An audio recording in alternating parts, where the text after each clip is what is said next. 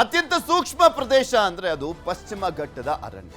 ಇಂತಹ ಸಂದರ್ಭದಲ್ಲಿ ಇಲ್ಲಿ ಸಾಕಷ್ಟು ಅಭಿವೃದ್ಧಿ ಕೆಲಸಗಳಿಗೆ ಕೈ ಹಾಕಿದಾಗ ಏನೇನೆಲ್ಲ ಅನಾಹುತಗಳು ಸಂಭವಿಸ್ತಾನೆ ಇದ್ದಾವೆ ಅನ್ನುವಂಥದ್ದನ್ನ ನಿರಂತರವಾಗಿ ನೋಡ್ತಾನೆ ಬರ್ತಾ ಇದೀವಿ. ಸ್ಪೆಷಲಿ ಬೆಸ್ಟ್ ಎಕ್ಸಾಂಪಲ್ ಅಂದ್ರೆ ಕೇರಳದಲ್ಲಿ ಸಂಭವಿಸ್ತಾ ಇರುವಂತ ಆ ಒಂದು ಭೂಕುಸಿತ ಪ್ರಕರಣಗಳನ್ನ ಗಮನಿಸ್ತಾ ಇದ್ದೀವಿ.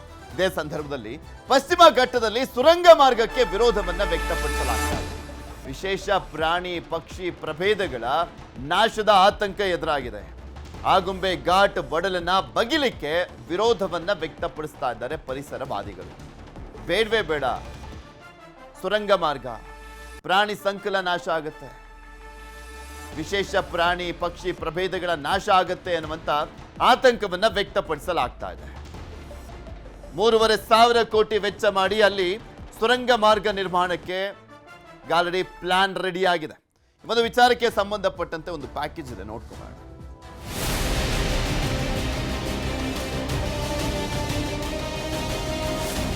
ಇವತ್ತು ಟನಲ್ ಮಾಡಿದ್ರೆ ವಯನಾಡಲ್ಲಿ ಗುಡ್ಡ ಕುಸ್ತು ಊರೇ ಹೋದ್ವು. ಅದೊಂದು ಯೋಜನೆ ಬೇಡವಾದಂತಹ ಯೋಜನೆ ಅಂತಾನೆ ಹೇಳ್ಬೋದು. ಪರಿಸರಕ್ಕೆ ಬಹಳ ಎಫೆಕ್ಟಿವ್ ಆಗುತ್ತೆ. ಅದು ಯಾವುದೇ ಕಾರಣಕ್ಕೂ ಮಾಡಬಾರ್ದು, ಪರಿಸರ ಹಾಳಾಗುತ್ತೆ, ಗುಡ್ಡ ಕುಸಿತವೆ. ಯಾವುದೇ ಕಾರಣಕ್ಕೂ ಅದನ್ನ ಟನಲ್ ಮಾಡಬಾರ್ದು. ದಕ್ಷಿಣ ಭಾರತದ ಚಿರಪುಂಜಿ ಎಂದೇ ಪ್ರಸಿದ್ಧಿಯಾಗಿರೋ ಶಿವಮೊಗ್ಗ ಜಿಲ್ಲೆಯ ಆಗುಂಬೆಯಲ್ಲಿ ಈಗ ಮತ್ತೊಮ್ಮೆ ವಿವಾದವೊಂದು ಮುನ್ನೆಲೆಗೆ ಬಂದಿದೆ. ಆಗುಂಬೆ ಬಳಿ ಕರಾವಳಿಗೆ ಕನೆಕ್ಟ್ ಮಾಡೋಕೆ ಟನಲ್ ಯೋಜನೆ ಮಾಡಲಾಗ್ತಿದೆ. ಇದಕ್ಕೆ ಬರೋಬ್ಬರಿ 3,500 ಕೋಟಿ ರೂಪಾಯಿ ವೆಚ್ಚ ಆಗ್ತಿದೆ. ಪಶ್ಚಿಮ ಘಟ್ಟದ ಜೀವ ವೈವಿಧ್ಯದ ಒಡಲನ್ನ ಸೀಳಿ ಸುರಂಗ ನಿರ್ಮಿಸುವ ಯೋಜನೆಗೆ ಈಗ ಪರ ವಿರೋಧದ ಚರ್ಚೆ ತೀವ್ರಗೊಂಡಿದೆ. ಹೆಚ್ಚುತ್ತಿರುವ ಜನಸಂಖ್ಯೆ ಮತ್ತು ವಾಹನ ದಟ್ಟಣೆಗೆ ಆಧುನಿಕ ಯೋಜನೆಗಳು ಅನಿವಾರ್ಯ, ಹೌದು. ಆದರೆ ಅದಕ್ಕಾಗಿ ಆಗುಂಬೆ ಘಾಟಿಯಲ್ಲಿ ಸುರಂಗ ಕೊರೆಯಲೇಬೇಕಾ ಎನ್ನುವ ಪ್ರಶ್ನೆ ಎದ್ದಿದೆ. ನೋಡಿ, ಆಗುಂಬೆ ಟನಲ್ ಏನು ಉದ್ದೇಶಕ್ಕೆ ಮಾಡ್ತಾರೋ ನಮಗೆ ನಿಜವಾಗ್ಲೂ ಕೂಡ ಆಶ್ಚರ್ಯ ಆಗ್ತಾ ಇದೆ. ಆಗುಂಬೆ ಮೇಲೆ ಆಯಿತು, ಕೆಲವರು ರೋಗಿಗಳು ಮಣಿಪಾಲಿಗೆ ಹೋಗ್ತಕ್ಕಂಥವ್ರಿದ್ದಾರೆ, ಅವರು ತುರ್ತು ಸೇವೆಗೋಸ್ಕರ ಅಂತಕ್ಕಂಥ ಮಾತನ್ನು ಹೇಳ್ತಾ ಇದ್ದಾರೆ. ಕೆಲವರು ರೋಗಿಗಳನ್ನು ನೀವು ಪ್ರಾಣ ಉಳಿಸೋಕ್ಕೆ ಹೋದರೆ, ಇವತ್ತು ಟನಲ್ ಮಾಡಿದರೆ ವಯನಾಡಲ್ಲಿ ಏನಾಯಿತು? ವಯನಾಡಲ್ಲಿ ಗುಡ್ಡ ಕುಸ್ತು ಊರೇ ಹೋದ್ವು, ಸಾವಿರಾರು ಜನ ಹೋದರು. ಅಂಥ ಭೂಮಿ ಒಳಗಡೆ ಈಗಾಗಲೇ ರಸ್ತೆ ಮಾಡಿ ಕುಸಿತ ಆಗ್ತಾಯಿದೆ. ಆ ಟನಲ್ ಮಾಡಿ ನಾಳೆ ಇಡೀ ಸಂಪೂರ್ಣ ಆ ಜನರ ನಾಶ ಮಾಡಬೇಕೆ, ಅದನ್ನು ಟನಲ್ ಮಾಡಬೇಕೆ ಹೊರತು ಯಾವುದೇ ಕಾರಣಕ್ಕೂ ಅದನ್ನು ಟನಲ್ ಮಾಡಬಾರ್ದು. ಪಶ್ಚಿಮ ಘಟ್ಟದಲ್ಲಿ ಇಂತಹ ಈ ಥರ ಒಂದು ಯೋಜನೆಗಳನ್ನ ಜಾರಿಗೆ ತರೋದ್ರಿಂದ ಒಂದು ಬಹಳಷ್ಟು ಮಾರಕ ಅಂತಲೇ ಹೇಳ್ಬೋದು. ಅಂದರೆ ಜನಜೀವನ ಆಗಿರ್ಬೋದು, ಯಾವ ಟೀಮಲ್ಲಿ ಯಾವ ರೀತಿಯಾದಂಥ ಒಂದು ಭೂಕುಸಿತ ಆಗುತ್ತೆ ಅನ್ನೋವಂಥದ್ದನ್ನ ಹೇಳೋಕ್ಕಾಗಲ್ಲ. ನಮ್ಮ ಪ್ರಕಾರ ಒಂದು ತೀರ್ಥಹಳ್ಳಿ ಜನತೆ ಹಾಗೆ ಸುತ್ತಮುತ್ತ ಪಶ್ಚಿಮ ಘಟ್ಟದಲ್ಲಿ ವಾಸಿಸುವಂತಹ ಜನರ ಒಂದು ಪ್ರಕಾರವಾಗಿ ಅದೊಂದು ಯೋಜನೆ ಬೇಡವಾದಂತಹ ಯೋಜನೆ ಅಂತಲೇ ಹೇಳ್ಬೋದು. ಆಗುಂಬೆ ಘಾಟಿ ಅತ್ಯಂತ ದುರ್ಬಲ ಭೂಕುಸಿತವನ್ನ ಹೊಂದಿದೆ. ಈಗಾಗಲೇ ಹಲವು ಬಾರಿ ಇಲ್ಲಿ ಸಣ್ಣ ಪ್ರಮಾಣದ ಭೂಕುಸಿತಗಳಾಗಿವೆ. ಇಂತಹ ಸೂಕ್ಷ್ಮ ಪ್ರದೇಶದಲ್ಲಿ ಅಪರೂಪದ ಕಾಳಿಂಗ ಸರ್ಪಗಳು ಕೂಡ ಇವೆ. ಸೋಮೇಶ್ವರ ವನ್ಯಜೀವಿ ಧಾಮದ ಒಳಗೆ ಸುರಂಗ ಕೊರೆದರೆ ಪ್ರಕೃತಿಯ ವಿನಾಶ ಗ್ಯಾರಂಟಿ ಎನ್ನುತ್ತಿದ್ದಾರೆ ಪರಿಸರವಾದಿಗಳು. ಈ ಹಿಂದಿನ ಭೂಕುಸಿತ ಮತ್ತು ಸಾವು ನೋವುಗಳನ್ನ ನೆನಪಿಸಿಕೊಂಡು ಟನಲ್ ಯೋಜನೆಗೆ ವಿರೋಧ ಮಾಡಿದ್ದಾರೆ. ಆಗುಂಬೆ ಟನಲ್ ಏನು ಮಾಡ್ತಾರೆ, ಅದು ಪರಿಸರಕ್ಕೆ ಭಾಳ ಎಫೆಕ್ಟಿವ್ ಆಗುತ್ತೆ. ಅದು ದಯಮಾಡಿ ಆ ಹಣ ಏನು 1,000 ಕೋಟಿ ಖರ್ಚು ಮಾಡೋ ಹಣನ ದಯವಿಟ್ಟು ಯಾವುದೇ ಚಾನಲ್ಲು ಇನ್ನೊಂದು ರೈತರಿಗೆ ಅನುಕೂಲ ಆಗಂಗೆ ಯಾವ ಕೆರೆ ತುಂಬಿಸೋ ಕಾರ್ಯಕ್ರಮ ಮಾಡಲಿ. ಎಲ್ಲೆಲ್ಲಿ ನೀರಾವರಿ ಇಲ್ಲ, ಏತ ನೀರಾವರಿ ಎಲ್ಲೆಲ್ಲಿ ನೀರಿಲ್ಲ, ಎಲ್ಲ ಕಡೆಗೂ ನೀರು ಕೊಡಲಿ. ದಯಮಾಡಿ ಆ ಕೆಲಸ ಮಾಡಲಿ. ರೈತರಿದ್ರೆ ಇವತ್ತು ಇವರು ಹೊಟ್ಟೆ ತುಂಬೋದು, ಬರೇ ಪುಕ್ಷಟಿ ಏನೂ ಆಗಲ್ಲ ಅಂತ ನಾನು ಈ ಮೂಲಕ ನಿಮಗೆ ವಿನಂತಿ ಮಾಡ್ತೀನಿ, ಒತ್ತಾಯನೂ ಮಾಡ್ತಾಯಿದ್ದೀನಿ.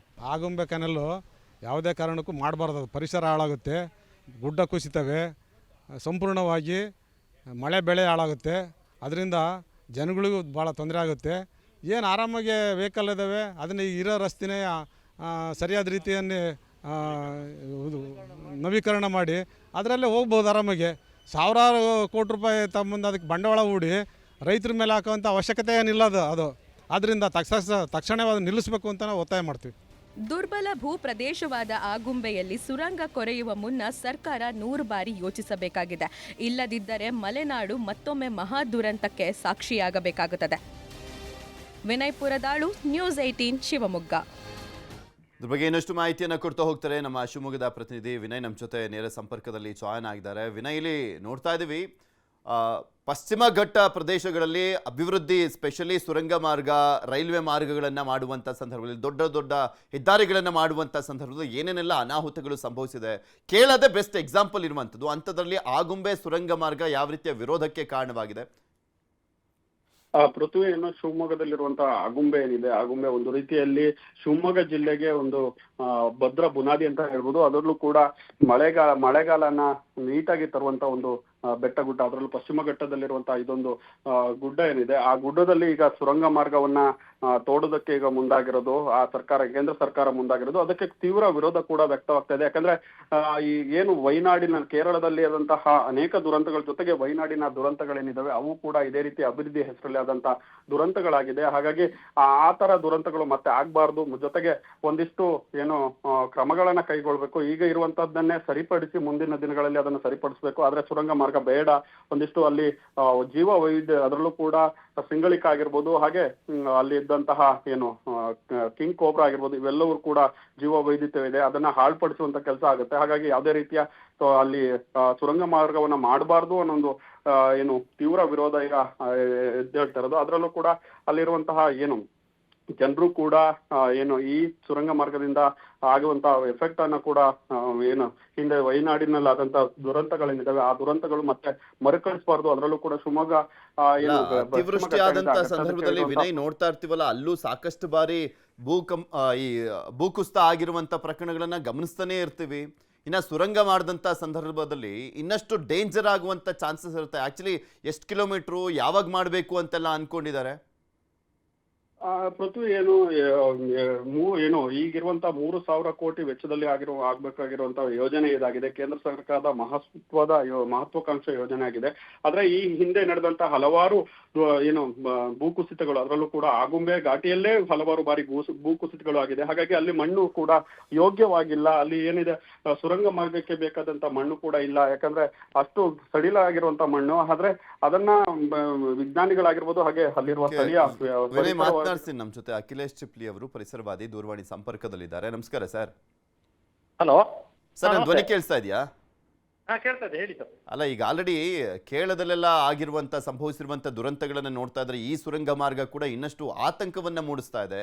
ಈ 3,500 ಕೋಟಿ ವೆಚ್ಚದಲ್ಲಿ ಆಗುಂಬೆ ಸುರಂಗ ಮಾರ್ಗ ಮಾಡ್ಲಿಕ್ಕೆ ಹೋಗಿರುವಂತದ್ದು ಎಷ್ಟರ ಮಟ್ಟಿಗೆ ಡೇಂಜರ್ ಅಂತ ಅನ್ಸುತ್ತೆ ಆ ಭಾಗದಲ್ಲಿ? ತುಂಬಾ ತುಂಬಾ ಅತ್ಯಂತ ಸೂಕ್ಷ್ಮ ಪ್ರದೇಶ ಸರ್ ಅದು. ಆಗುಂಬೆ ಇದೆಯಲ್ಲ, ಆಗುಂಬೆ ಅದು ಬಹಳ ಸೂಕ್ಷ್ಮ ಪ್ರದೇಶ. ಟನಲ್ ಮಾಡೋದ್ರಿಂದ ಗುಡ್ಡ ಕುಸಿತದ ಅಪಾಯ ನಿಶ್ಚಿತವಾಗಿಯೂ ಇದೆ. ಅದು ಆತರ ಕೆಲಸಗಳನ್ನು ಮಾಡ್ಲೇಬಾರ್ದು. ಯಾವ ಸರ್ಕಾರಗಳು ಪಶ್ಚಿಮ ಘಟ್ಟದಲ್ಲಿ ಆತರ ಕೆಲಸಗಳನ್ನು ಮಾಡಬಾರ್ದು. ಅದಕ್ಕೆ ಪರ್ಯಾಯ ಹುಡುಕ್ಬೇಕು. ನೋಡಿ, ಸಾಮಾನ್ಯವಾಗಿ ಗೋಲ್ಡನ್ ಅವರ್ ಅಂತಾರಲ್ಲ, ಇಲ್ಲಿಂದ ತೀರ್ಥಹಳ್ಳಿಯಿಂದ ಭಾಗದಿಂದ ಮಣಿಪಾಲಿಗೆ ಹೋಗ್ಲಿಕ್ಕೆ ಆ ಸುರಂಗ ಬೇಕು ಅಂತ ಅವರು ಪ್ರತಿಪಾದನೆ ಮಾಡೋದು. ಆದ್ರೆ ತೀರ್ಥಹಳ್ಳಿಗೆ ಒಂದು ಹೈಟೆಕ್ ಹಾಸ್ಪಿಟಲ್ ಮಾಡ್ಬೋದಲ್ಲ. 3,000-4,000 ಕೋಟಿ ಕಟ್ ಮಾಡಿ ಕೈಗಾರಿಕಾ ಸ್ಫೋಟಕಗಳನ್ನು ಬಳಸಿ ಅದನ್ನ ನಾಶ ಮಾಡಿ ಗುಡ್ಡ ಕುಸಿತ ಆಗಿ ಆಗಕ್ಕಿಂತನೂ ಒಂದು ಜನರಿಗೆ ಬೇಕಾಗಿರ್ತಕ್ಕಂಥ ಒಂದು ಸೌಲಭ್ಯ ಇರ್ತಕ್ಕಂಥ 5% ಖರ್ಚು ಮಾಡಿದ್ರೆ ಇಲ್ಲೇ ಹೈಟೆಕ್ ಹಾಸ್ಪಿಟಲ್ ಬಂದೋಗ್ಬಿಡುತ್ತೆ. ಹಾಸ್ಪಿಟಲ್ ರೆಡಿ ಮಾಡ್ಬೋದು. ಇವರೆಲ್ಲ ಯಾಕೆ ಇದನ್ನ ಎಲ್ಲ ಗೊತ್ತಿದ್ದಂಗೆ ಯೋಜನೆಗಳು, ಕಾಂಟ್ರಾಕ್ಟೆಡ್ ಓರಿಯೆಂಟೆಡ್ ವರ್ಕ್, ಎಲ್ಲ ಹ್ಯಾಂಡ್ ಇನ್ ಗ್ಲೋವ್ ಹಣಕ್ಕಾಗಿ ಎಲ್ಲ ದೊಡ್ಡ ದೊಡ್ಡ ಯೋಜನೆ ತಂದು ಪಶ್ಚಿಮ ಘಟ್ಟನ ಹಾಳು ಮಾಡ್ತಾ ಇದ್ದಾರೆ. ಅಲ್ಲ, ಬೆಸ್ಟ್ ಎಕ್ಸಾಂಪಲ್ಗಳೇ ಕಾಣಿಸ್ತಾ ಇದಾವಲ್ಲ. ಮೊನ್ನೆ ಸಂಭವಿಸಿದಂತ ದುರಂತ ಇದೆ, ಈ ಹಿಂದೆ ಇದರಲ್ಲಿ ವಯನಾಡಿನಲ್ಲಿ ಸಂಭವಿಸಿದಂತ ದುರಂತಗಳಿದಾವೆ. ಹೌದು, ಕಣ್ಣೆದುರಿಗೆ ನಡೀತಾನೆ ಇದೆ. ಆದ್ರೂ ಇವರಿಗೆ ಬುದ್ಧಿ ಬರಲ್ಲ. ಅಭಿವೃದ್ಧಿ ಅಂತ ಹೇಳಿ ಇದ್ ಮಾಡ್ತಾರೆ. ಅಭಿವೃದ್ಧಿ ನಾಗಲೋಟದಲ್ಲಿ ಎಲ್ಲಾ ಪಶ್ಚಿಮ ಘಟ್ಟಗಳನ್ನು ಹಾಳು ಮಾಡ್ತಾ ಇದ್ದಾರೆ. ಅಲ್ಲಿ ಯಾವುದೇ ಅಭಿವೃದ್ಧಿ ಕೆಲಸನೂ ಮಾಡಬಾರ್ದು ಅನ್ನುವಂಥ ರಿಪೋರ್ಟ್ಸ್ಗಳ ನಡುವೆ ಈ ಅಭಿವೃದ್ಧಿ ಕೆಲಸ ಮಾಡ್ಲಿಕ್ಕೆ ಮುಂದಾಗಿರೋದೇ ಆತಂಕ ಅಲ್ಲಿ. ತುಂಬಾ ಆತಂಕ ಆಗುತ್ತೆ ಸರ್. ಈ ಆಗುಂಬೆ ಮತ್ತೆ 4 ಪಥ ಮಾಡ್ತಾರಂತೆ ಆಗುಂಬೆ ಘಾಟಿಯನ್ನ. ಅದು ಅಷ್ಟೇ ಮತ್ತೆ ಕುಸಿತದ ಭೀತಿಗೆ ಒಳಗಾಗುತ್ತದು. ನೋಡೋಣ ಸರ್, ಈ ಒಂದು ವಿಚಾರ ಸಾಕಷ್ಟು ಆಕ್ರೋಶಕ್ಕೂ ಕಾರಣ ಆಗ್ತದೆ. ಕೇಂದ್ರ ಸರ್ಕಾರ ಮಾಡಲೇಬೇಕು ಅನ್ನುವಂಥ ಒಂದು ಪಟ್ಟನ್ನು ಇಟ್ಕೊಂಡು ಏನಾದರೂ ಮಾಡ್ತಾರಾ, ಅಥವಾ ಬೇಡ ಸುಮ್ಮನೆ ಯಾಕೆ ಹಾಳು ಮಾಡೋದು ಪರಿಸರನ ಮತ್ತು ಅಭಿವೃದ್ಧಿ ಕೆಲಸ ಕೈ ಹಾಕ್ಬಿಟ್ಟು ಅಲ್ಲಿ ಜೀವ ಸಂಕುಲನ ಕೂಡ ಒಂದು ರೀತಿಯಾಗಿ ನಾಶ ಮಾಡಿದಂತಾಗ್ಬಿಡುತ್ತೆ. ಯಾವ ರೀತಿಯಾಗಿ ನಿರ್ಧಾರವನ್ನು ಕೈಗೊಳ್ತಾರೆ ಅಂತ. ಧನ್ಯವಾದ ಅಖಿಲೇಶ್ ಚಿಪ್ಲಿ ಅವರೇ ನ್ಯೂಸ್ 18 ಜೊತೆ ಮಾತನಾಡಿದ್ದಕ್ಕೆ. ಬಸ್ ಟರ್ಮಿನಲ್ ಇದ್ರೂ ಕೂಡ ವೇಸ್ಟ್. ಅಲ್ಲಿ ಟರ್ಮಿನಲ್ ನಲ್ಲಿ ಖಾಸಗಿ ವಾಹನಗಳ ದರ್ಬಾರ್ ನಡೀತಾ ಇದೆ. ಮಂಗಳೂರಿನಲ್ಲಿ ಸ್ಮಾರ್ಟ್ ಸಿಟಿ ಯೋಜನೆಯ ಅಧ್ವಾನ. ಬಸ್ ಟರ್ಮಿನಲ್ ಇದ್ರೂ ಕೂಡ ವೇಸ್ಟ್ ಆದಂತ ಆಗಿರುವಂಥದ್ದು. ಟರ್ಮಿನಲ್ಲಿ ಖಾಸಗಿ ವಾಹನಗಳ ದರ್ಬಾರ್ ನಡೀತಾ ಇದೆ. ಆ ಟರ್ಮಿನಲ್ ಮಾಡಿದ್ದಾದ್ರೂ ಯಾಕೆ ಅನ್ನುವಂಥ ಪ್ರಶ್ನೆಗಳು. ಮಂಗಳೂರಲ್ಲಿ ಸ್ಮಾರ್ಟ್ ಸಿಟಿ ಯೋಜನೆ ಅಧ್ವಾನ. ಬಸ್ ಟರ್ಮಿನಲ್ ಇದ್ರೂ ಕೂಡ ವೇಸ್ಟ್ ಅನ್ನುವಂಥ ಆಕ್ರೋಶ ವ್ಯಕ್ತವಾಗ್ತಾ ಇದೆ ಅಲ್ಲಿನ ಸ್ಥಳೀಯರಿಂದ. ಖಾಸಗಿ ವಾಹನಗಳ ದರ್ಬಾರಂತೆ ಆ ಟರ್ಮಿನಲ್ನಲ್ಲಿ. ಆದ್ರೆ ಅಲ್ಲಿ ಏನಾಗ್ತಾ ಇದೆ, ಅಲ್ಲಿನ ಸ್ಥಳೀಯರು ಏನ್ ಹೇಳ್ತಾರೆ, ಆ ಕುರಿತಾದ ಒಂದು ರಿಪೋರ್ಟ್ ಇದೆ, ನೋಡ್ಕೊಳ್ಳೋಣ.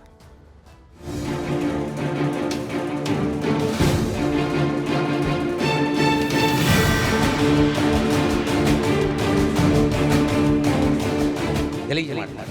ಅದು ಬಸ್ ಸ್ಟ್ಯಾಂಡ್ ಆಗಿದೆ ನೋಡಿ. ಬಸ್ ಸ್ಟ್ಯಾಂಡ್ ಯಾರು ನಿಲ್ಲುವುದು ಯಾರು ಬೇಡದವರು. ಮಂಗಳೂರು ನಗರದ ಪ್ರಮುಖ ಧಾರ್ಮಿಕ ಕ್ಷೇತ್ರ ಮಂಗಳಾದೇವಿ ದೇವಸ್ಥಾನ. ಈ ದೇಗುಲದ ಎದುರು ವಾಹನ ದಟ್ಟಣೆ ನಿಯಂತ್ರಿಸುವ ಉದ್ದೇಶದಿಂದ ಸ್ಮಾರ್ಟ್ ಸಿಟಿ ಯೋಜನೆಯಡಿ ಬಸ್ ಟರ್ಮಿನಲ್ ನಿರ್ಮಿಸಲಾಗಿತ್ತು. ಸುಮಾರು 4.5 ಕೋಟಿ ರೂಪಾಯಿ ವೆಚ್ಚದಲ್ಲಿ ನಿರ್ಮಾಣಗೊಂಡ ಈ ಟರ್ಮಿನಲ್ನಲ್ಲಿ 110 ಮೀಟರ್ ಉದ್ದದ ಬಸ್ ಲೇನ್, ಪ್ರಯಾಣಿಕರ ತಂಗುದಾಣ, ಫುಟ್ಪಾತ್, ಉದ್ಯಾನ, ಹೈಮಾಸ್ಟ್ ಹಾಗೂ ಬೆಳಕಿನ ವ್ಯವಸ್ಥೆ ಸೇರಿದಂತೆ ಹಲವು ಸೌಲಭ್ಯಗಳಿವೆ. 2024ರಲ್ಲಿ ಕಾಮಗಾರಿ ಮುಗಿದ ಬಳಿಕ 2025ರ ಫೆಬ್ರವರಿ 9ರಂದು ಬಿಜೆಪಿ ಮುಖಂಡರು ಉದ್ಘಾಟಿಸಿದರು. ಆ ಬಳಿಕ ಫೆಬ್ರವರಿ 16ರಂದು ಜಿಲ್ಲಾ ಉಸ್ತುವಾರಿ ಸಚಿವರು ಸೇರಿದಂತೆ ಕಾಂಗ್ರೆಸ್ ಮುಖಂಡರು ಉದ್ಘಾಟಿಸಿದರು. ಉದ್ಘಾಟನೆಯೇನೋ ಆಯಿತು, ಆದರೆ ಯಾವುದೇ ಬಸ್ ಸಂಚಾರ ಶುರುವಾಗಿಲ್ಲ. ಟರ್ಮಿನಲ್ ಈಗ ಖಾಸಗಿ ವಾಹನಗಳ ಪಾರ್ಕಿಂಗ್ ಸ್ಥಳವಾಗಿ ಮಾರ್ಪಾಡಾಗಿದೆ. ಇದಕ್ಕೆ ಜನಾಕ್ರೋಶ ವ್ಯಕ್ತವಾಗಿದೆ. ಬಹಳ ಬೇಸರದ ಸಂಗತಿ ಹೇಳಿದರೆ, ಇದು ಲೋಕಾರ್ಪಣೆಯಾಗಿ 1 ವರ್ಷ, 5 ತಿಂಗಳಾದರೂ, 1.5 ವರ್ಷ ಆದರೂ ಕೂಡ ಅದು ಸಾರ್ವಜನಿಕರಿಗೆ ಉಪಯೋಗ ಬರದಿರುವಂಥದ್ದು ಭಾಳ ಖೇದಕರ. ಸಾಕಷ್ಟು ಬಾರಿ ಇದಕ್ಕೆ ಸಂಬಂಧಿಸಿದಂಥ ಜಿಲ್ಲಾಡಳಿತ ಇರ್ಬೋದು, ಸಾರಿಗೆ ಇಲಾಖೆ ಇರ್ಬೋದು, ಪೊಲೀಸ್ ಇಲಾಖೆಗಳಿಗೆ ಪತ್ರ ವ್ಯವಹಾರ ಆಗಿದೆ. ಬೇರೆ ಬೇರೆ ಕಾರಣಗಳನ್ನು ಕೊಟ್ಟು, ನೆಪವನ್ನು ಕೊಟ್ಟು ಇದನ್ನು ಮುಂದೂಡ್ತಾ ಇದೆ. ಸಾರ್ವಜನಿಕರಿಗೆ ತೊಂದರೆ ಆಗ್ತಾ ಇದೆ. ಇದನ್ನು ನಿವಾರಿಸಬೇಕೆನ್ನುವಂಥದ್ದು ನಾನು ಆಗ್ರಹಪೂರ್ವಕವಾಗಿ ಜಿಲ್ಲಾಡಳಿತಕ್ಕೆ ಮತ್ತು ಜಿಲ್ಲಾಧಿಕಾರಿಯವರಿಗೆ ನಾನು ಈ ಮೂಲಕ ಅವರ ಗಮನಕ್ಕೆ ತರಲಿಕ್ಕೆ ಬಯಸ್ತಾ ಇದ್ದೇನೆ. ಹೀಗೆ ಆಯಿತು, ಸ್ಮಾರ್ಟ್ ಸಿಟಿಯಲ್ಲಿ ಒಳ್ಳೆ ಆಗಿದೆ, ಆದರೆ ಅದರಲ್ಲಿ ತೊಂದರೆ ಇಲ್ಲ. ಆದರೆ ಇದರಲ್ಲಿ ಬಸ್ಸು ನೋಡಿ, ಬಸ್ಸು ನಿಲ್ಲೋದಿಲ್ಲ. ಜನರು ರಾತ್ರಿ ಏನೇನು ವ್ಯವಸ್ಥೆ ಮಾಡ್ತಿದ್ದಾರೆ, ಅದರೊಳಗೆ ಗಲೀಜು ಮಾಡ್ತಾರೆ. ಅದು ಬಸ್ ಸ್ಟ್ಯಾಂಡ್ ಆಗಿದೆ ನೋಡಿ. ಬಸ್ ಸ್ಟ್ಯಾಂಡ್ ಯಾರು ನಿಲ್ಲುವುದು ಯಾರು ಬೇಡದವರು. ಹಾಗಾಗಿರುವಾಗ ಅದು ಬಸ್ ಎಲ್ಲ ನಿಂತರೆ ಎಲ್ಲರಿಗೆ ಜನರಿಗೆ ಸೌಕರ್ಯ ಆಗ್ತದೆ. 2 ಬಾರಿ ಸುಮ್ಮನೆ ಉದ್ಘಾಟನೆ. ಯಾಕೆ 2 ಬಾರಿ ಉದ್ಘಾಟನೆ ಆಗಿಸಿ ಏನು ಪ್ರಯೋಜನ? ಉದ್ಘಾಟನೆ ಆದರೆ ಅದು ಒಳ್ಳೆಯದರಲ್ಲಿ ಇರಬೇಕು. ಈಗ ನೋಡಿ, ಆ ಬ್ಯಾಂಕಿನವರು ಕೊಟ್ಟಿದ್ದಾರೆ, ಮೇಂಟೆನೆನ್ಸ್ ಮಾಡಬೇಕು. ಅವರು ಶುಕ್ರವಾರ ದಿನ ಬರಲಿಕ್ಕೆ ಆಗೋದಿಲ್ಲ. ಶುಕ್ರವಾರದಲ್ಲಿ ಫುಲ್ ರಶ್ಶಿ, ಯಾರು ಹೇಗೆ ಬರ್ತಾರೆ, ಆಚೆಯಿಂದ ಬರೋದು, ಈಚೆಯಿಂದ ಬರೋದು. ಈಗ ಪೊಲೀಸ್ನವರು ಎಷ್ಟು ಕಂಟ್ರೋಲ್ ಮಾಡ್ಬೋದು? ಅವರಿಗೆ ಬೈತಾರೆ ಪೊಲೀಸ್ನವರು. ದೇವಸ್ಥಾನದ ಎದುರು ರಸ್ತೆ ಮಧ್ಯೆಯೇ ವಾಹನಗಳನ್ನು ನಿಲ್ಲಿಸೋದ್ರಿಂದ ವಾಹನ ದಟ್ಟಣೆ ಹೆಚ್ಚಾಗ್ತಾ ಇದೆ. ಸ್ಮಾರ್ಟ್ ಸಿಟಿ ಸಂಸ್ಥೆ ಟರ್ಮಿನಲ್ ಬಳಕೆಗೆ ಸಂಬಂಧ ಪಾಲಿಕೆಗೆ ಪತ್ರ ಬರೆದಿದೆ. ಆಮೇಲೆ ಪಾಲಿಕೆಯು ಪ್ರಾದೇಶಿಕ ಸಾರಿಗೆ ಪ್ರಾಧಿಕಾರಕ್ಕೆ ಮನವಿ ಸಲ್ಲಿಸಿದೆ. ಆದರೂ ಯಾವುದೇ ಪರಿಹಾರ ಸಿಕ್ಕಿಲ್ಲ. ಸಾರ್ವಜನಿಕರ ಹಣದಲ್ಲಿ ನಿರ್ಮಿಸಲಾದ ಈ ಯೋಜನೆ ಯಾವಾಗ ಜನರ ಬಳಕೆಗೆ ಬರುತ್ತದೆ ಅನ್ನೋದೇ ಈಗ ಎಲ್ಲರ ಪ್ರಶ್ನೆ. ಕ್ಯಾಮರಾಮನ್ ನಿಖಿಲ್ ಸುವರ್ಣ ಜೊತೆ ಕಿಶನ್ ಶೆಟ್ಟಿ, ನ್ಯೂಸ್ 18 ಮಂಗಳೂರು. ಇದೆಲ್ಲದ್ರ ಬಗ್ಗೆ ಇನ್ನಷ್ಟು ಮಾಹಿತಿಯನ್ನ ಕೊಡ್ತಾ ಹೋಗ್ತಾರೆ ನಮ್ಮ ಪ್ರತಿನಿಧಿ ಕಿಶನ್. ನಮ್ಮ ಜೊತೆ ನೇರ ಸಂಪರ್ಕದಲ್ಲಿ ಜಾಯ್ನ್ ಆಗಿದ್ದಾರೆ. ಕಿಶನ್, 2 ಬಾರಿ ಉದ್ಘಾಟನೆ ಆದರೂ ಕೂಡ ಅಲ್ಲಿ ಸರಿಯಾದಂಥ ವ್ಯವಸ್ಥೆ ಇಲ್ಲ. ಮತ್ತೊಂದು ಕಡೆ ಏನಕ್ಕೆ ಉಪಯೋಗ ಆಗಬೇಕಾಗಿತ್ತು ಅದಕ್ಕೆ ಉಪಯೋಗ ಆಗ್ತಾ ಇಲ್ಲ. ಯಾವ ರೀತಿ ಆಕ್ರೋಶ ವ್ಯಕ್ತವಾಗ್ತಾ ಇದೆ ಈ ಒಂದು ಸಮಸ್ಯೆಯ ವಿಚಾರಕ್ಕೆ ಸಂಬಂಧಪಟ್ಟಂತೆ ಉದ್ಘಾಟನೆ ಮಾಡುವುದಂತ ಮಹಾಪುರುಷರು ಏನು ಹೇಳ್ತಾ ಇದ್ದಾರೆ? ಪೃಥ್ವಿ, ಮಂಗಳೂರಿನ ಸ್ಮಾರ್ಟ್ ಸಿಟಿ ವರ್ಕ್ ಭಾಗಶಃ ಇದೇ ರೀತಿ ಆಗಿರುವಂಥದ್ದು. ಕೆಲಸ ಆಗತ್ತೆ, ಆದರೆ ಅದರ ಫಾಲೋಅಪ್ ಆಗಲ್ಲ, ಜನರಿಗೆ ಉಪಯೋಗಕ್ಕೆ ಸಿಗಲ್ಲ. ಆ ಸ್ಮಾರ್ಟ್ ಸಿಟಿ ಅವಾಂತರದ ಮತ್ತೊಂದು ಯೋಜನೆ, ಅದು ಮಹತ್ವಾಕಾಂಕ್ಷೆ ಯೋಜನೆ, ಮಂಗಳಾದೇವಿ ಬಸ್ ಟರ್ಮಿನಲ್. ಯಾಕಂದ್ರೆ ಇದರ ಕ್ರೆಡಿಟ್ ಅನ್ನ ತೆಗೆದುಕೊಳ್ಬೇಕಂತ ಹೇಳಿ ಬಿಜೆಪಿ ಒಮ್ಮೆ ಉದ್ಘಾಟನೆ ಮಾಡಿದ್ರೆ ಕೆಲವೇ ತಿಂಗಳ ಒಳಗೆ ಮತ್ತೆ ಕಾಂಗ್ರೆಸ್ ಉದ್ಘಾಟನೆ ಮಾಡಿದೆ. ಸುಮಾರು 4.5 ಕೋಟಿ ರೂಪಾಯಿ ವೆಚ್ಚದಲ್ಲಿ ಬಸ್ ಟರ್ಮಿನಲ್ ನಿರ್ಮಾಣ ಆಗಿದೆ. ಬಹಳ ಅದ್ಭುತವಾಗಿ ನಿರ್ಮಾಣ ಆಗಿದೆ. ಅದಕ್ಕೆ ಬೇಕಾದಂತಹ ಎಲ್ಲ ವ್ಯವಸ್ಥೆಗಳನ್ನು ಕೂಡ ಮಾಡಿದ್ದಾರೆ. ಪಾರ್ಕ್ ಇದೆ, ಬಸ್ ನಿಲ್ದಾಣ ಇದೆ, ಬಸ್ ಲೇನ್ ಇದೆ, ಎಲ್ಲವೂ ಕೂಡ ಇದೆ. ಆದ್ರೆ ಜನರ ಉಪಯೋಗಕ್ಕೆ ಸಿಗ್ತಾ ಇಲ್ಲ. 2025 ಅಂದ್ರೆ ಸರಿಸುಮಾರು 1 ವರ್ಷದಿಂದ ಅದು ಪಾಳು ಬಿದ್ದಿದೆ. ರಾತ್ರಿ ಆದ್ರೆ ಅಲ್ಲಿ ಲೈಟ್ ಉರಿಯುತ್ತಾ ಇಲ್ಲ. ಹಾಗಾಗಿ ಅಲ್ಲಿ ಅನೈತಿಕ ಚಟುವಟಿಕೆಗಳು ಆಗ್ತಾ ಇದೆ. ಮಂಗಳಾದೇವಿ ಅನ್ನುವಂಥದ್ದು ಮಂಗಳೂರಿನ ಅತಿ ಪ್ರಸಿದ್ಧವಾದ ಮತ್ತು ಬಹಳ ಇತಿಹಾಸ ಪ್ರಸಿದ್ಧವಾದ ಕ್ಷೇತ್ರ. ಸಾಕಷ್ಟು ಮಂದಿ ಭಕ್ತರು ಹೋಗ್ತಾರೆ. ಆ ಶುಕ್ರವಾರ ಮಂಗಳವಾರ ದಿನ ಸಾಕಷ್ಟು ಸಂಖ್ಯೆಯಲ್ಲಿ ಭಕ್ತರ ಸಂಖ್ಯೆ ಕೂಡ ದ್ವಿಗುಣ ಆಗುತ್ತೆ. ಅಲ್ಲಿ ಹೋಗುವಂತಹ ಖಾಸಗಿ ಬಸ್ಗಳು ದೇವಸ್ಥಾನದ ಮುಂಭಾಗ ನಿಲ್ಲುವ ಕಾರಣಕ್ಕಾಗಿ ಅಲ್ಲಿ ಪಾರ್ಕಿಂಗ್ ಸಮಸ್ಯೆ ಬಹಳಷ್ಟು ತೀವ್ರವಾಗಿ ಕಾಡುತ್ತೆ. ಹಾಗಾಗಿ ಈ ಭಾಗದಲ್ಲಿ ಒಂದು ಬಸ್ ಟರ್ಮಿನಲ್ ಬೇಕು, ಬಸ್ಗಳು ನಿಲ್ಲೋಕೆ ಬೇಕಾದಂತಹ ವ್ಯವಸ್ಥಿತವಾದ ಜಾಗ ಬೇಕು ಅಂತೇಳಿ ಅಲ್ಲಿ ಬಸ್ ಟರ್ಮಿನಲ್ ನಿರ್ಮಾಣ ಆಗಿತ್ತು. ಸುಮಾರು 4.5 ಕೋಟಿ ರೂಪಾಯಿ ವೆಚ್ಚದಲ್ಲಿ ನಿರ್ಮಾಣ ಆಗಿತ್ತು. ಆದರೆ ಕಳೆದ 1 ವರ್ಷದಿಂದ ಅದು ಪಾಳು ಬಿದ್ದಂತ ಸ್ಥಿತಿಯಲ್ಲಿ ಇದೆ. ಅಲ್ಲಿ ಕುಡುಕರು ಇರ್ತಾರೆ, ರಾತ್ರಿ ಹೋದ್ರೆ ಬೇರೆ ಬೇರೆ ಚಟುವಟಿಕೆಗಳು ಕೂಡ ಆಗುತ್ತೆ. ಅಲ್ಲಿ ಸ್ಥಳೀಯರಿಗೆ ಈ ಬಸ್ ನಿಲ್ದಾಣ ಯಾಕೆ ಇಲ್ಲಿ ಆಯ್ತು ಅನ್ನೋ ಭಾವನೆಯಲ್ಲಿ ಇಲ್ಲಿ ಇರ್ತಾರೆ. ಈ ಬಗ್ಗೆ ಅಧಿಕಾರಿಗಳ ಬಗ್ಗೆ ಹೇಳಿದ್ರೆ ಇದರ ಫಾಲೋಅಪ್ ಆಗ್ತಾ ಇದೆ, ನಾವು ಮಾಡ್ತೀವಿ, ಅದರ ಆ ರೂಟ್ ಅನ್ನ ಕರೆಕ್ಟ್ ಮಾಡುವಂತ ಕೆಲಸಗಳು ಆಗ್ತಾ ಇದೆ ಅನ್ನೋದ್ರ ಬಗ್ಗೆ ಹೇಳ್ತಾರೆ. ಕೆಲವು ಒಂದು ಟೆಕ್ನಿಕಲ್ ಪಾಯಿಂಟ್ ಅನ್ನ ಕೂಡ ಹೇಳ್ತಾರೆ. ಆದ್ರೆ ಆ ಟೆಕ್ನಿಕಲ್ ಪಾಯಿಂಟ್ ನಿವಾರಣೆಗೆ 1 ವರ್ಷಗಳು ಬೇಕಾಯ್ತು ಅನ್ನೋ ಪ್ರಶ್ನೆಗೆ ಕೇಳಿದ್ರೆ ಅವರ ಬಳಿ ಉತ್ತರ ಇರೋದಿಲ್ಲ. ನಾವು ಶೀಘ್ರವಾಗಿ ಸಭೆಯನ್ನ ಮಾಡ್ತೀವಿ ಎಂಬ ಉತ್ತರವನ್ನ ಮಾತ್ರ ಕೊಡ್ತಾ ಇರ್ತಾರೆ. ಹಾಗಾಗಿ ಈ ಭಾಗದ ಜನ ಒಂದು ಆಗ್ರಹವನ್ನ ಮಾಡ್ತಾ ಇದ್ದಾರೆ, ಆದಷ್ಟು ಬೇಗ ಈ ಬಸ್ ಟರ್ಮಿನಲ್ ಒಳಗೆ ಬಸ್ಗಳು ಬರೋ ತರ ಮಾಡಿ, ಬಸ್ಗಳು ಇದೇ ಟರ್ಮಿನಲ್ ಒಳಭಾಗದಲ್ಲಿ ನಿಲ್ಲೋ ತರ ಮಾಡಿ ಎಂಬ ಆಗ್ರಹವನ್ನ ಮಾಡ್ತಾ ಇದ್ದಾರೆ. ಆದ್ರೆ ಜನರ ಆಗ್ರಹಕ್ಕೆ ಮಾತ್ರ ಇಲ್ಲಿ ತನಕ ಯಾವುದೇ ರೀತಿಯಾಗಿ ಬೆಲೆ ಸಿಕ್ಕಿಲ್ಲ. ಬಸ್ ಮಾಲಕರು ಕೂಡ ಹೇಳ್ತಾ ಇದ್ದಾರೆ, RTO ಮತ್ತು ಪೊಲೀಸ್ ಇಲಾಖೆ ಜಂಟಿಯಾಗಿ ಇದರ ಬಗ್ಗೆ ಒಂದು ಸಭೆ ಮಾಡಿದ್ರೆ ಸಾಕು, ಎಲ್ಲವೂ ಕೂಡ ನಿವಾರಣೆ ಆಗುತ್ತೆ. ಕೇವಲ ಒಂದು 5-10 ನಿಮಿಷದ ಸಭೆಯಲ್ಲಿ ಇಂತಹದೊಂದು ಜಟಿಲವಾದ ಸಮಸ್ಯೆ ನಿವಾರಣೆ ಆಗುತ್ತೆ ಅಂತ ಹೇಳ್ತಾರೆ. ಆದ್ರೆ ಇಲ್ಲಿ ತನಕ ಸಭೆಯನ್ನೇ ಮಾಡೋಕೆ ಕೂಡ ಅಧಿಕಾರಿಗಳು ಮುಂದಾಲೋಚನೆಯನ್ನ ಮಾಡಿಲ್ಲ. ಈ ಬಗ್ಗೆ ಜಿಲ್ಲಾಧಿಕಾರಿಗಳ ಜೊತೆ ಹಲವು ಬಾರಿ ಬಸ್ ಮಾಲಕರು ಕೂಡ ಮನವಿಯನ್ನ ಮಾಡಿದ್ದಾರೆ. ಮಂಗಳಾದೇವಿಯ ಸಮಸ್ಯೆ ಅದು ಸಮಸ್ಯೆಯಾಗಿ ಉಳಿದಿದೆ. ಆದಷ್ಟು ಬೇಗ 4.5 ಕೋಟಿ ರೂಪಾಯಿ ವೆಚ್ಚದಲ್ಲಿ ನಿರ್ಮಾಣ ಆದಂತಹ ಟರ್ಮಿನಲ್ ಅದು ಜನರ ಉಪಯೋಗಕ್ಕೆ ಸಿಗುವಂತೆ ಮಾಡಿ ಎಂಬ ಮನವಿಯನ್ನ ಮಾಡಿದ್ರು ಕೂಡ ಇಲ್ಲಿ ತನಕ ಯಾವುದೇ ರೀತಿಯಾಗಿ ಮನವಿಗಳಿಗೆ ಪುರಸ್ಕಾರ ಸಿಕ್ಕಿಲ್ಲ. ಹಾಗಾಗಿ ಇನ್ನಾದ್ರೂ ಅಧಿಕಾರಿಗಳು ಎಚ್ಚೆತ್ತುಕೊಳ್ತಾರಾ? ಸಭೆನಲ್ಲೇ ತೀರ್ಮಾನ ಆಗುವಂತದ್ದು 10 ನಿಮಿಷದಲ್ಲೇ ಅಲ್ಲಿ ಆ ಸಮಸ್ಯೆಗೆ ಪರಿಹಾರನೇ ಸಿಕ್ಬಿಡುತ್ತೆ. ಎಷ್ಟೊಂದು ಬೇಜವಾಬ್ದಾರಿ ಯಾಕೆ ಅಂತ ಇವ್ರಿಗೆ. ಸ್ಮಾರ್ಟ್ ಸಿಟಿ ಮಾಡಿದ್ದಾದ್ರೂ ಏನ್ ಪ್ರಯೋಜನ? ಇವ್ರಿಗೆ ಅಲ್ವಾ ಹಿಡಿ ಶಾಪ ಹಾಕೋದು ಜನ.